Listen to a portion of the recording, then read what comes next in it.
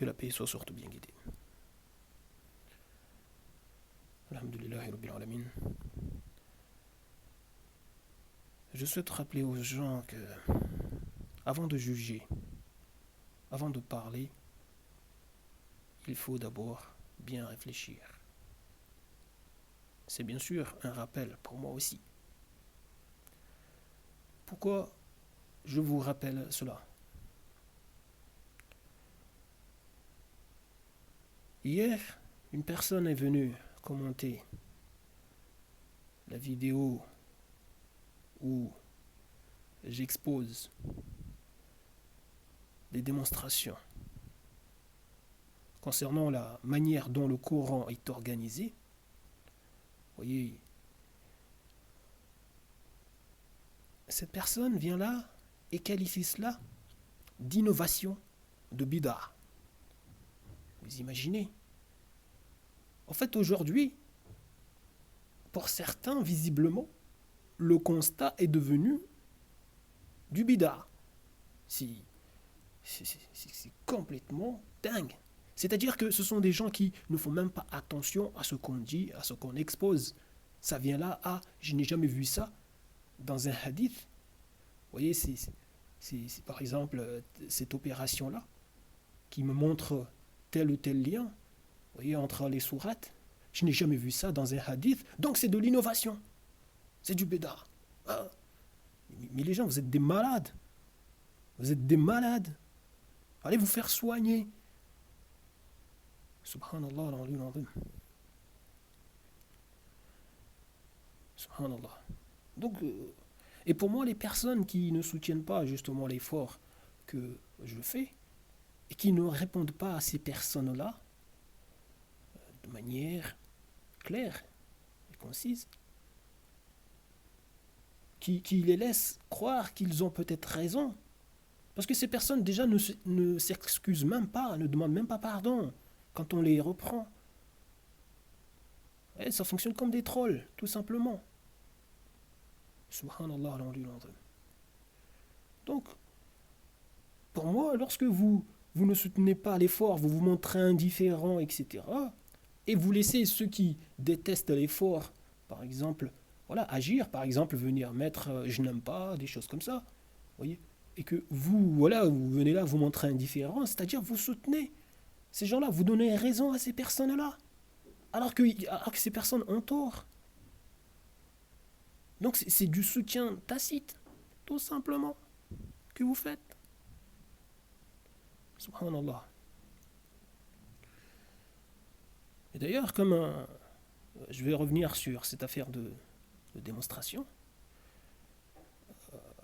ce que j'ai exposé et que beaucoup ont approuvé sur Facebook. Vous voyez, quand ils ont vu la démonstration, voilà, il y a beaucoup de gens qui ont approuvé.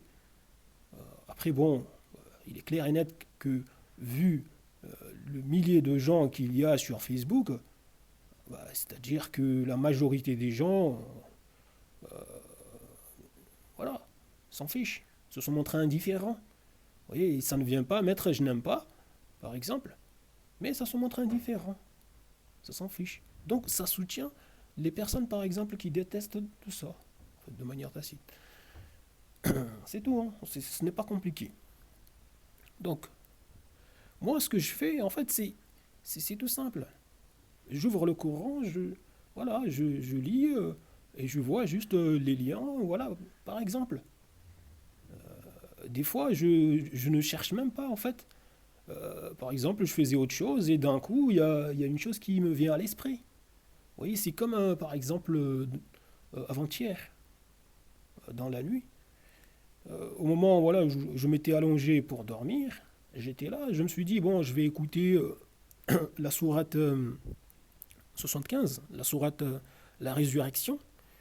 J'ai écouté cette sourate et arrivé vers la fin, là où Allah subhanahu wa ta'ala, il dit qu'il a créé justement les éléments de couple mâle et femelle, Zawjaini dhakara wal untha. Donc quand j'ai entendu ça, excusez-moi, quand j'ai entendu ça, ça m'a fait penser à ce qu'il y a dans la sourate 53, la sourate l'étoile, au verset 45. C'est-à-dire, voilà, j'ai vu à l'esprit, en fait, directement, en fait, ce lien-là entre les deux. Le fait que on ait cette même, en fait, euh, on va dire, ce bout de phrase, on le retrouve également dans la sourate 53. C'est-à-dire la sourate 75 et la sourate 53, c'est les deux sourates que je connais où je vois ça. Zawjaini dhakara wal untha. Vous voyez, le fait qu'il y ait en même temps en fait la précision soit donnée après couple en fait donné mâle et femelle couple. Vous voyez, vous allez trouver dans le Coran en maintes reprises où on parle des couples, où on parle de mâle et femelle, mais pas en fait aligné comme ça. Donc j'ai voilà, en voyant ça et comme j'ai vu tout de suite que quand on fait 75 moins moins 53, ça donne 22. Et sachant que dans la sourate 75, il y a 40 versets, et dans la sourate 53, il y a 62 versets, là aussi 62 moins 40 égale à 22. En fait, quand je vois ça, bon, et puis sachant que, par exemple, dans la sourate 53, on parle de l'étoile Sirius. L'étoile Sirius, on sait que c'est, aujourd'hui, on sait que cette étoile est double. Vous voyez, cette étoile évolue en couple. Vous voyez. Donc, et voilà, quand j'ai pensé à ça, et aussi dans la sourate par exemple 75, où Allah subhanahu wa ta'ala, il nous parle du moment justement où, lorsque la lune sera éclipsée, parle en fait des certains événements qui vont se dérouler vers la fin. Donc la lune sera éclipsée, euh, et en fait le soleil et la lune seront réunis. En fait, voilà, il y aura une éclipse solaire. Donc, et là, en fait, ça forme un couple. Et quand vous pensez justement ce que Allah subhanahu wa ta'ala, il nous rappelle dans la sourate Yusuf, la sourate 12, quand il nous parle en fait euh, du père de Yusuf et de la mère de Yusuf, présentés comme étant le soleil et la lune. Vous voyez, donc vous voyez en fait c'est donc moi en fait ça me venu à l'esprit tout ça. Donc je me suis dit bon voilà quelque chose qu'en fait qu'on peut peut-être remarquer en fait dans le fait que c'est dans ces deux sourates là en fait qui sont liées comme ça, voilà, par rapport aux éléments de couple mâle et femelle. Oui, la présentation des choses. Donc voilà, ça m'est venu à l'esprit juste ça comme ça. Voilà, et puis bon, j'ai cherché à comprendre davantage, comme bon, je parvenais pas non plus à. Voilà, parce que bon, Allah est plus sachant, donc voilà, j'ai abandonné l'affaire, quoi. Vous comprenez? J'ai abandonné l'affaire. Donc, revenons à ce dont la personne était venue qualifier de bid'a d'innovation, ce qui est complètement débile. Vous voyez, c'est vraiment dur d'être jugé par des gens ignorants, des gens insouciants. Oui, c'est dur, Wallah al-Azim, c'est vraiment dur. Et malheureusement, c'est la majorité. C'est la majorité, tout simplement. Parce que quand les gens voient, déjà quand on voit soi-même ce qu'on apporte, ce qu'on expose, et qu'on voit l'indifférence, le mépris des gens, eh ben, vous ne pouvez que vous dire que la majorité, elle est complètement à l'ouest. Elle se montre injuste. Là, vous ne dites pas que vous êtes meilleur. Je ne dis pas que je suis meilleur que n'importe qui. Parce qu'il y en a, franchement, je le vois sur le net. Dès que je viens rappeler une chose, par exemple, que je trouve que, en fait, c'est vraiment important à rappeler aux gens cela, par rapport au contexte, en fait, ce qu'il y a. Vous avez toujours, voilà, une personne qui va venir là, euh,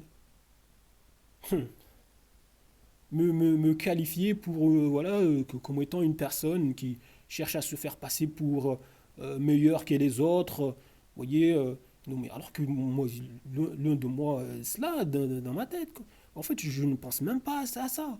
C'est-à-dire, voilà, j'observe juste une chose, je dis ça c'est vraiment dangereux, on n'a pas à prendre ça. Donc je partage, je mets en garde les gens, ou voilà, je dis il faut qu'on réfléchisse sur ça, il faut trouver des solutions pour sortir euh, de, de cette chose-là. Et là, vous avez toujours, voilà, vous trouvez quelqu'un qui vient là, rager, trouver que, voilà, j'essaie de me convaincre moi-même, ou j'essaie de, voilà, il faut que j'arrête, que je m'occupe de moi-même, que de vouloir, voilà, je sais pas.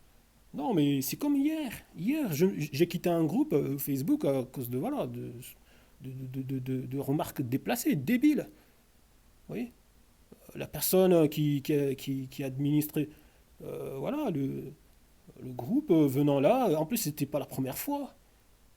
On dirait vraiment, voilà, une personne qui a un problème contre moi, vous voyez. À chaque fois, ça vient là, vous me faire des reproches systématiquement. Et d'ailleurs, je vois pas pourquoi la personne ne vient pas là, voilà, ne venait pas me faire son truc en message privé.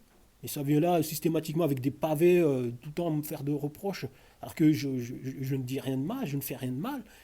C'est plutôt voilà, le bien que j'essaie d'exposer. C'est- voilà, c'est de faire des rappels, voilà, par rapport en plus surtout à la situation dans laquelle nous sommes aujourd'hui. D'essayer de, voilà, d'éveiller les gens, de nous faciliter, Inch'Allah. Non, non, non, non, non, non. Les gens sortent comme des hypocrites pour repousser la vérité. Oui. Voilà, parce que ça les dérange, ça touche à leur passion. Subhanallah, là, donc ça vient là, ça me donne des leçons, ça me dit de m'occuper de moi-même et tout, etc. Et même la personne, je lui ai dit, mais pourquoi tu t'occupes pas toi de toi-même déjà, hein? Et tu viens me dire que je dois m'occuper de moi-même, mais toi, pourquoi tu t'occupes pas pourquoi tu veux diriger ma vie, hein? Et puis ça veut me dire, ouais, moi je te donne des conseils, mais déjà c'est pas la première fois que, voilà, tu viens tout le temps là, mais occupe-toi de toi. En plus, c'est pas comme si, voilà, je dis des conneries.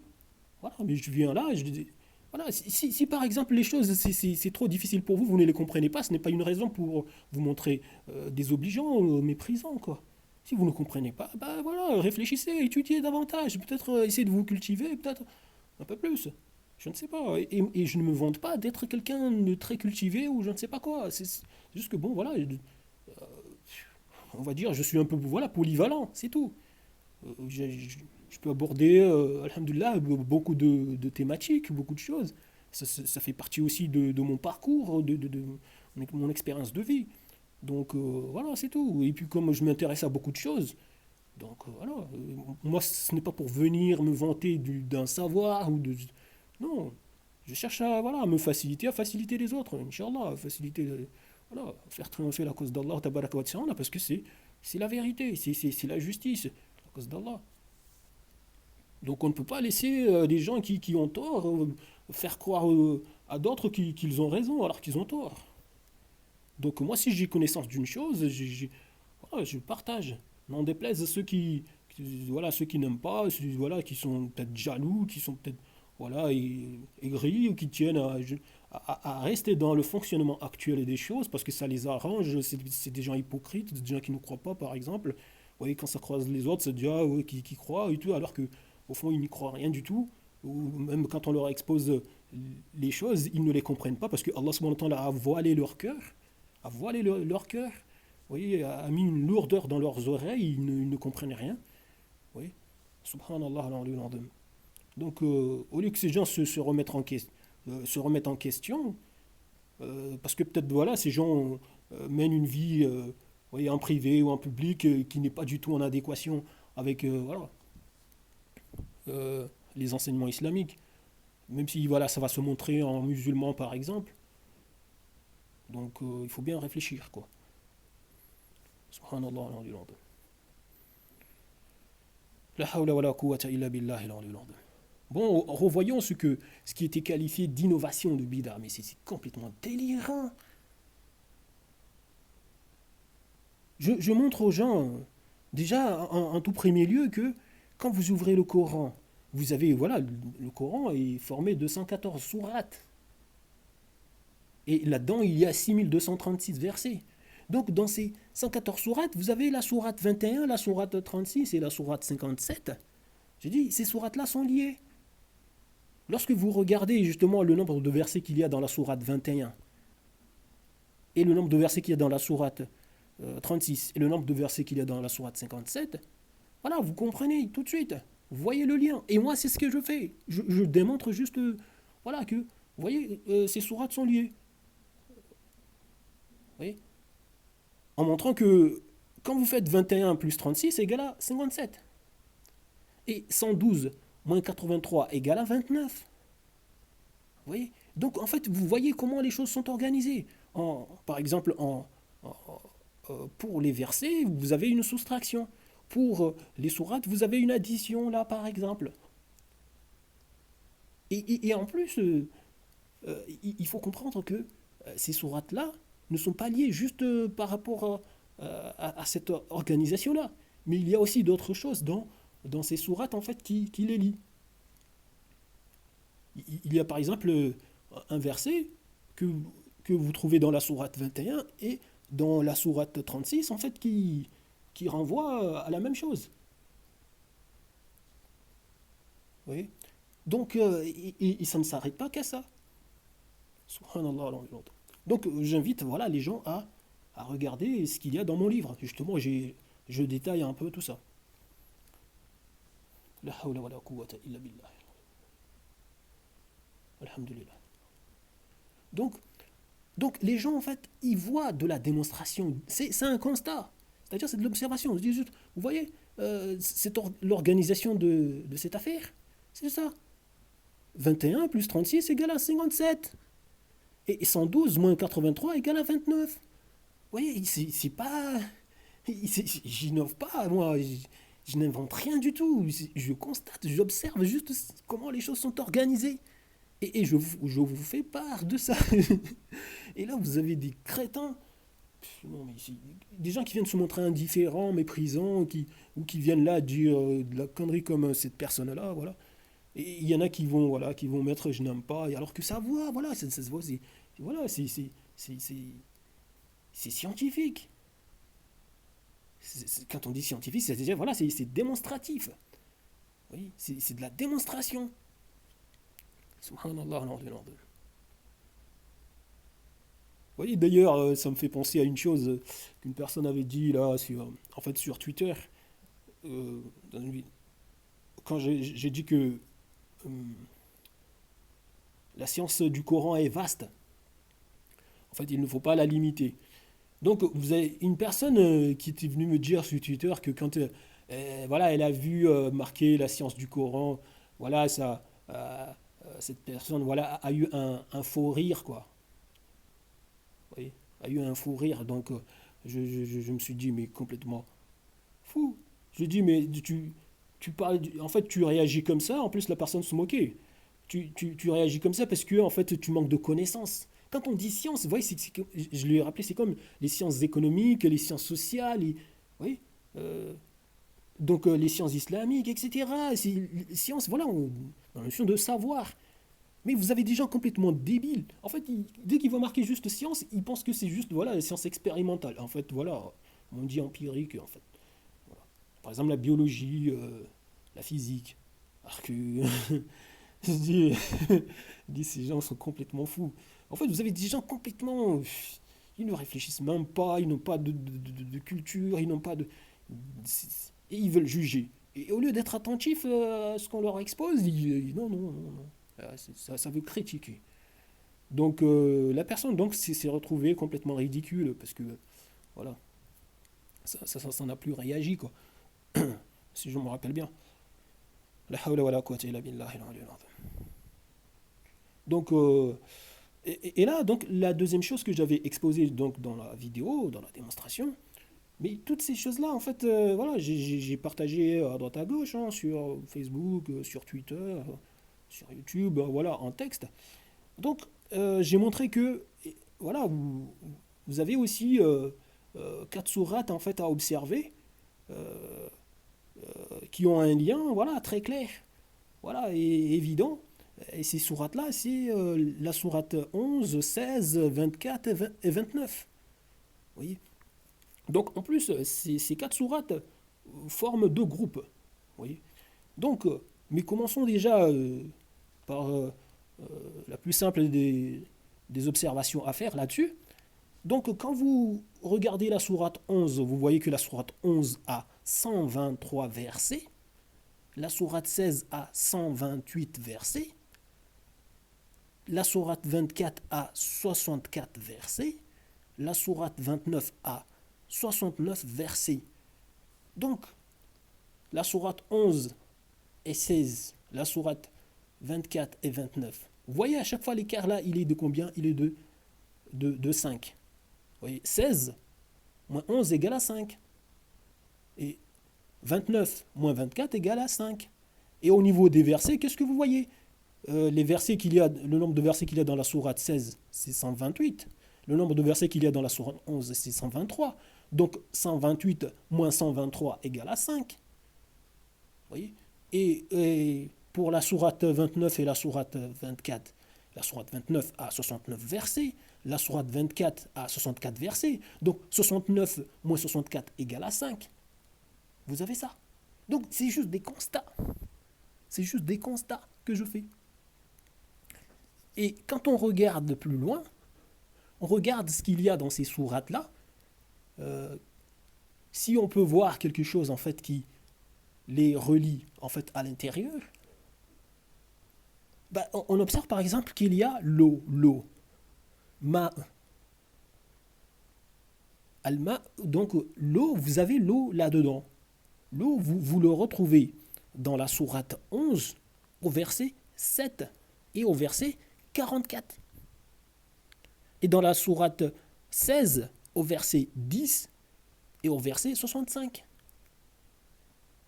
Et dans la sourate 24 au verset 45. Dans la sourate 29 au verset 63.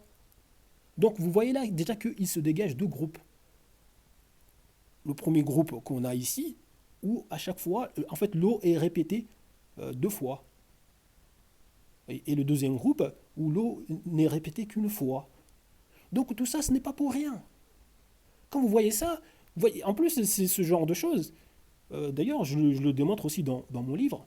Avec les atomes, vous avez ce genre de choses. En fait, ce type en fait, d'organisation de quatre sourates où il y a une formation, on va dire, double comme ça. Par exemple, un groupe où on nous cite une fois l'atome, un groupe où on nous cite à chaque fois deux fois l'atome. Vous voyez. Donc vous avez ça. Je démontre tout ça dans mon livre. Donc ici, quand on voit ça, donc moi, j'ai fait quoi? J'ai euh, j'ai pris ce qu'on a à la sourate 29 et à la sourate 24 par rapport à l'eau. Donc j'ai fait 63 moins 45 qui m'a donné 18.